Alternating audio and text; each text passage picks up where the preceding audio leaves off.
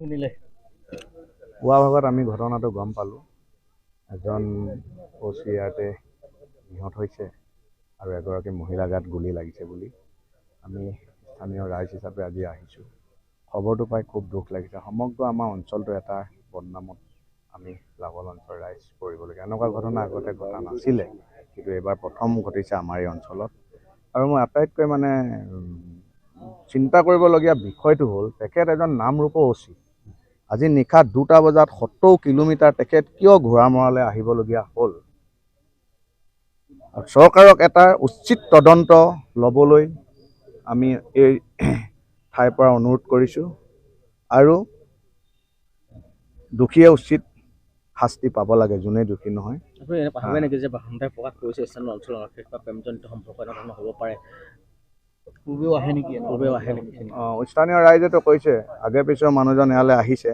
তেখেত যেতিয়া লাহোৱালৰ OC আছিলে তেতিয়া আমাৰ এইটো ঘোঁৰামৰাটোতো লাহোৱাল পৰিছে ন। আজি 2 বছৰ আগত যেতিয়া তেখেতে লাহোৱাল OC আছিলে তেতিয়া আমাৰ ঘোঁৰামৰা ওচৰত তেখেতে কিবা কেছত সম্ভৱ কিবা অনুষ্ঠান প্ৰতিষ্ঠানত তেখেত আহিছিলে নেকি।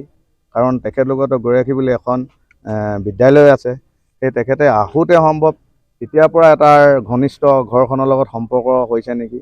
আৰু এতিয়া আটাইতকৈ চিন্তা কৰিবলগীয়া হৈছে কি, তেখেতৰ মূৰত গুলি লাগিছে, তেখেতে ছুইচাইড কৰিছে আৰু যি মহিলাগৰাকী তেখেতৰ বুকুত গুলি লাগিছে। আমি স্থানীয় ৰাইজ হিচাপে ডাউট কৰিছোঁ, প্ৰথমে মহিলাগৰাকীৰ পত্নীক সম্ভৱ গুলিটো মাৰিব ধৰিছিলে, চাৰ্মিক গুলিটো মাৰিব লৈছিলে নেকি। তেতিয়া পত্নীয়ে মহিলাগৰাকীয়ে চাৰ্মিক মৰা দেখি সোমাই দিলে নেকি। তাৰপিছত তেখেতে মান সন্মানত আঘাত লাগিব বুলি তেখেতে নিজে আত্মহত্যা কৰিছে বুলি মই ডাউট কৰিছোঁ। কিন্তু মই সেইটো কাৰণে চৰকাৰক অৱগত কৰিছোঁ যে তেখেতলোকে এটা উচিত তদন্ত ল'ব লাগে আৰু দোষীক শাস্তি দিব লাগে। এতিয়ালৈকেতো আমি চোৱা নাই, কাৰণ ৰাতি ভাগতে তেখেতক হস্পিটেল লৈ গৈছোঁ। এতিয়া যাম, তেখেতক এতিয়া অসম চিকিৎসা মহাবিদ্যালয়ৰ পৰা আদিত্যলৈ প্ৰেৰণ কৰিছে বুলি গম পাইছোঁ। খবৰ এটা ল'ম। শুনামতে এটা গুলি লাগিছে বুলি গম পাইছোঁ। তেখেতৰ চাৰ্মিয়ে লৈ গৈছে নেকি, আৰু তেখেতৰ ৰিলেশ্যন মানুহ কোনোবাই লৈ গৈছে নেকি। সেইটো এতিয়াও আমি সেইটোতো আমি নাজানো, কাৰণ মইতো অহা নাই। সেইটো ঘটনাটো ৰাতিপুৱা গম পাই আহিছোঁ।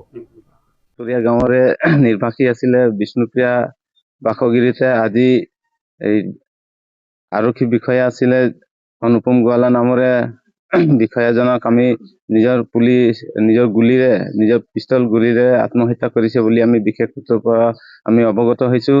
এইটো এটা খুব অঞ্চলটো বেয়া প্ৰভাৱ পেলাইছে বুলি ক'ব, বেয়া কাম হৈছে বুলি ক'ব বিচাৰিছোঁ। আৰু এটা পুলিচ শীৰ্ষ বিষয়া থকা পাছতো আজি এনেধৰণৰ কাণ্ড কৰিছে, এইটো আমি গৰিহণা জনাব বিচাৰিছোঁ। আৰু এনেধৰণৰ বেয়া কামৰ পৰা লিপ্ত হোৱা খাতিৰত আমি উচ্চ পৰ্যায়ে এটা তদন্ত কৰাৰ এটা ব্যৱস্থা কৰিবলৈ কাৰণে আমি গৃহ বিভাগৰ দাবী জনাইছোঁ। এই তেনেকুৱাই বিশেষ সূত্ৰৰ পৰা আমি অৱগত হৈছোঁ যে নাৰীৰ লগত কেলেংকাৰী থকা অৱস্থাতে এই ঘটনাটো ঘটিব পাৰিছে বুলি। ঘটনাটো মই শুই আছোঁ নহয়, তেতিয়া কিবা এটা চাউণ্ড শুনিলোঁ। মই ক'ৰবাত ইলেক্ট্ৰিক শ্বৰ্ট হৈছে বুলি ভাবিছোঁ। তাৰপিছত বিশেষ হেৰি কৰা নাই, চিন্তা কৰা নাই। খিৰিকীয়েদি মই বোলো কিবা এটা হৈছে নেকি চাওঁচোন, চাই দেখিছোঁ একো নাই, ক'তো একো নাই। বাহিৰলৈ ওলাই চাই খবৰ এটা কৰি আহোঁ বুলি গৈছোঁ, তেতিয়াহে দেখিছোঁ মই দুদু আৰু তেওঁৰ ৱাইফ পৰি আছে, সেই বুলি ভাবিছোঁ। পিছতহে গম পাইছোঁ ঘৈণীয়েকক যেতিয়া হস্পিটেললৈ নিছে তেতিয়া গম পাইছোঁ ক'ৰবাৰ মানুহ এজনে কিবা কৰিলেহি। তেখেতৰ আৰক্ষী বিষয়া বুলি আমি জানিব পাৰিছোঁ। তেওঁ পূৰ্বেও আহে নেকি ইয়ালৈ, আপুনি দেখিছে? নাই দেখা। প্ৰথম তেওঁ মই মানুহজন দেখাই নাই, এতিয়াও দেখা নাই। এজন দুদু বুলিয়ে ভাবি আছিলোঁ। ইলেক্ট্ৰিক শ্বৰ্ট হৈ পেলাই দুইজন শ্বৰ্ট হৈ পেলাই পৰি আছে, সেই বুলি ভাবিছোঁ।